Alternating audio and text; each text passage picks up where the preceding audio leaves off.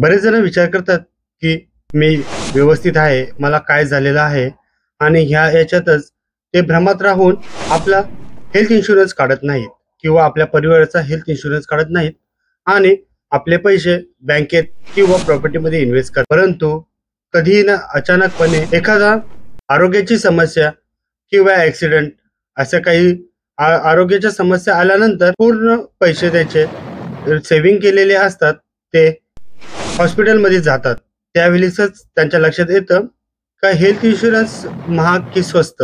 आजच्या युगात आरोग्य समस्या या कधी आणि कोणालाही येऊ शकतात. त्यामुळेच आर्थिक ताण टाळण्यासाठी हेल्थ इन्शुरन्स हा गरजेचाच आहे. आता तुम्हाला जरी तो हेल्थ इन्शुरन्सचा प्रीमियम 20-25 हजाराचा महाग वाटत असला तरी सुद्धा ज्यावेळी तुम्ही हॉस्पिटलचा खर्च उचलतात स्वतःच्या बचतीतून त्यापेक्षा हा नक्कीच स्वस्त आहे. तुम्ही जर कॅल्क्युलेशन केलं, तुम्ही 25,000 रुपये साधारण 5 वर्ष जरी भरले तरी पण तुमचे 1.25 लाख रुपये हेल्थ इन्शुरन्स मध्ये जात आहेत. आणि हेच इन्शुरन्स तुम्ही जर 10 वर्ष भरला तर साधारण 2.5 लाख ते 3 लाख रुपये तुमचं हेल्थ इन्शुरन्स मध्ये जाऊ शकतात. परंतु तुम्ही हे लक्षात घ्या का 10 वर्ष तुम्ही प्रीमियम पे करतायत आणि तुम्ही आजारी नाही झालात म्हणून तुमचे पैसे वेस्ट गेले असं जर तुम्हाला वाटत असेल तर हे तुम्ही चुकीचा विचार करताय. कधी न करो, जर तुमच्यावरती आरोग्य समस्या जर ओढावलीच तर तुम्हाला एक मानसिक समाधान असणार आहे की हेल्थ इन्शुरन्स